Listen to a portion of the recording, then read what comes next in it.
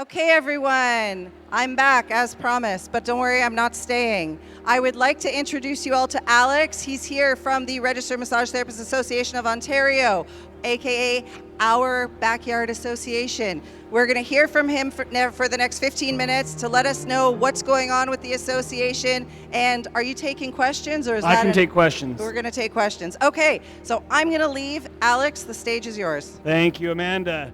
I'm going to start off with a quick poll of the crowd. How many people here are RMTAO members already? So I'm going to highlight all the wonderful things that we already do, and if you didn't put your hand up, I'm hoping to highlight some great reasons why you should be a member of the Registered Massage Therapists Association of Ontario. As Amanda said, my name is Alex Kidd, and I am the chair of the RMTAO Board of Directors. And I am really excited to get here, to be here to chat with all of you about some of the fun and exciting things that we are doing for massage therapists in Ontario. So, our primary objective as the RMTAO is to advocate on behalf of massage therapists for all of the things that make your lives in your daily practice easier. We do this through advocacy efforts, through benefits programs, through big projects that we hope provide you with new resources that can diversify the way you practice. So I'm going to talk about a few of the key things that we've been focusing on over the last year or two to kind of give you some ideas of what we are doing and what is still to come. So, recently, we just completed a pilot project for massage therapists in primary care. We integrated a massage therapist into the West Toronto Community Health Centre, and over a year, they treated in collaboration with other healthcare providers to provide an integrative care to patients.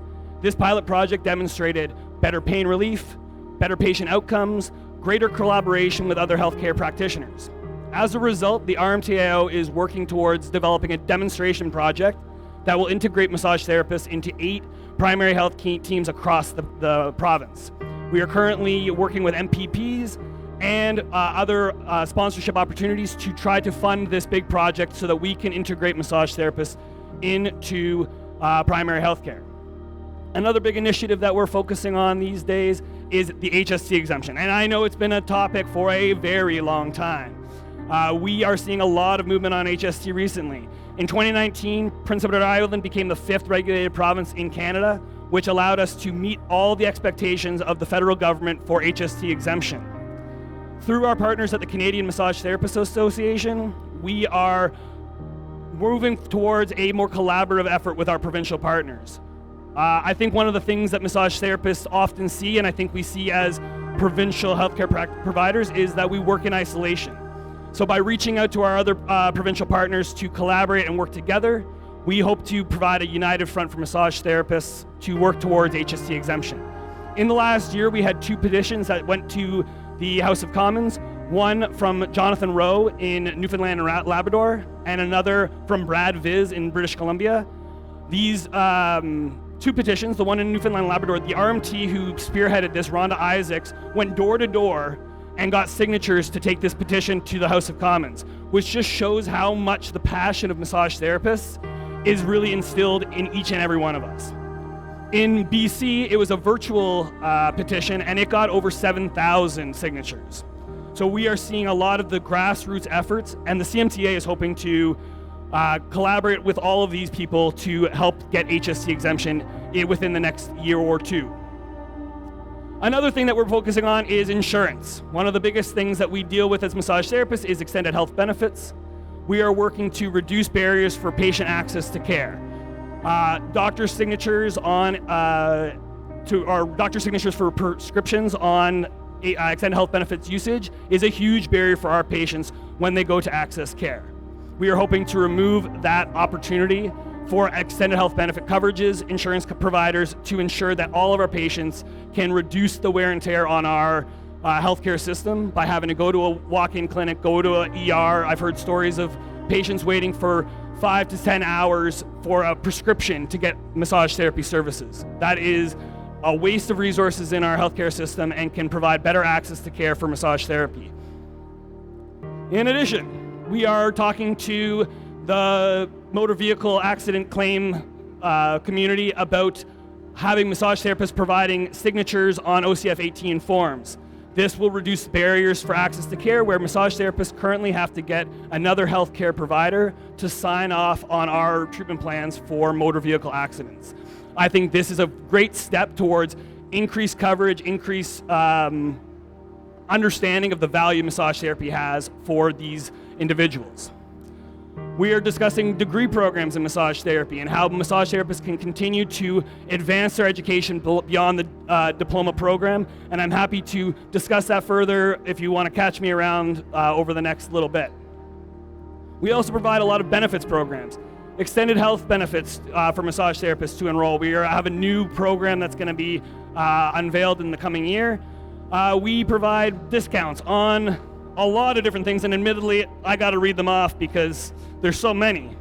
Phone plans, accounting support, workwear, massage therapy supplies, PhysiTrack. RMT Find provides options for you to advertise your clinic online. We also provide professional liability insurance to RMTs. I feel like I'm missing some important things, so again, I'm going to go back to my trusty notes. Oh, the most important thing. In September, the RMTAO released a survey on supporting RMTs who have experienced sexual violence and assault. And the results that we received were unacceptable as far as the RMTAO is concerned. The number of RMTs who are facing violence and abuse from their patients needs to stop. And in the last 2 weeks, the RMTAO released a support resource center for RMTs who have experienced sexual violence or abuse. In fact, just 2 days ago, we had our first webinar. It was a free webinar that was provided.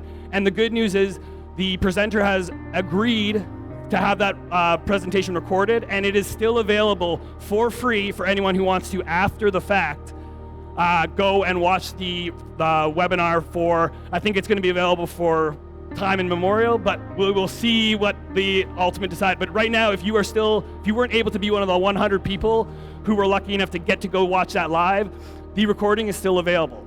Some other resources that we have are posters for your clinic to let patients and clients know what the code of conduct when they come into your clinic are, the safety measures that you expect from them, how you expect them to treat you as the practitioner.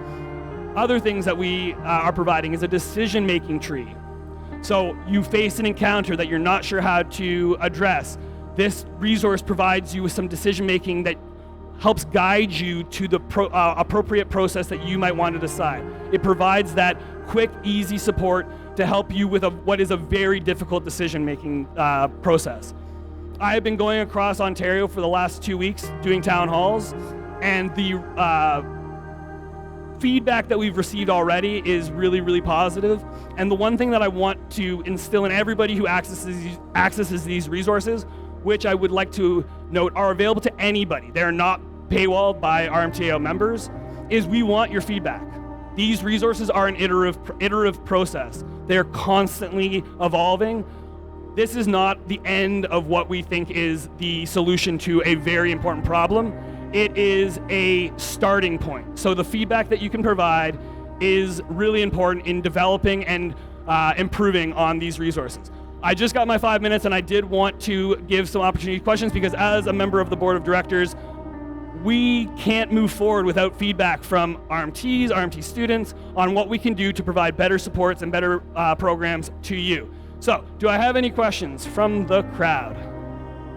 Can I find that link to watch that webinar? Yeah, so if you go to the RMTAO website, under Education and Events, you will see a link to the webinar. You can, if you have any difficulties, you can email info@rmtao.com, and Angela will happily help you access the link to the webinar. The resources, if you go into the search bar and you type sexual abuse, all the resource center will pop up.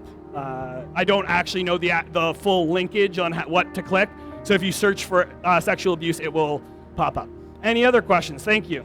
In your conversations with the insurance companies, has it ever been brought up that we'd like to see no time limit per appointment with them, so that people who maybe don't use up their benefits but then all of a sudden are in a bad position and would like to say get two 2-hour massages to use up their full benefits could come in and actually use the coverage that they worked for at their jobs over the previous Admittedly, as a member of the board, I don't attend those meetings. That's our operations team. But if you send that question in an email, I can pass that along, and we can certainly get a better answer to whether that discussion has taken place. Admittedly, I'm not in the meeting, sadly, but I'm sure they have addressed a lot of issues.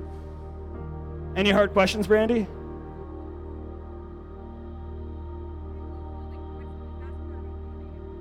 All right, the best part about me being an RMTAO member. It was instilled in me since I was a student attending this conference.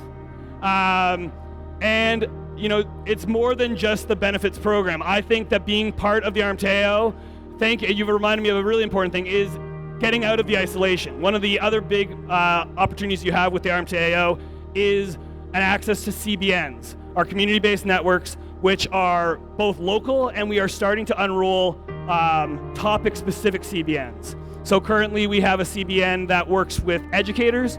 We have a CBN that is starting next Monday on research. So it's going to be a journal club where we review and discuss new research articles, how to become more research literate as massage therapists, and work towards informing evidence-based practice. So those opportunities are available in our website. You can see all in the webinars and events section. You can see all of the different CBNs that are available to you. There's a London CBN that is open to everybody, and it is the first Sunday of every single month. It's hosted by Danny Fauche, and she creates a nice welcoming space for people to ask questions about what's going on in the world of massage therapy. So I find connecting with RMTs is the number one benefit of being with the RMTAO, and then in addition, all the advocacy efforts that go along with that. Well, thank you for having me. This is the end of my Ontario-wide tour, so thank you for being the last stop on this wonderful tour. Thank you, Alex.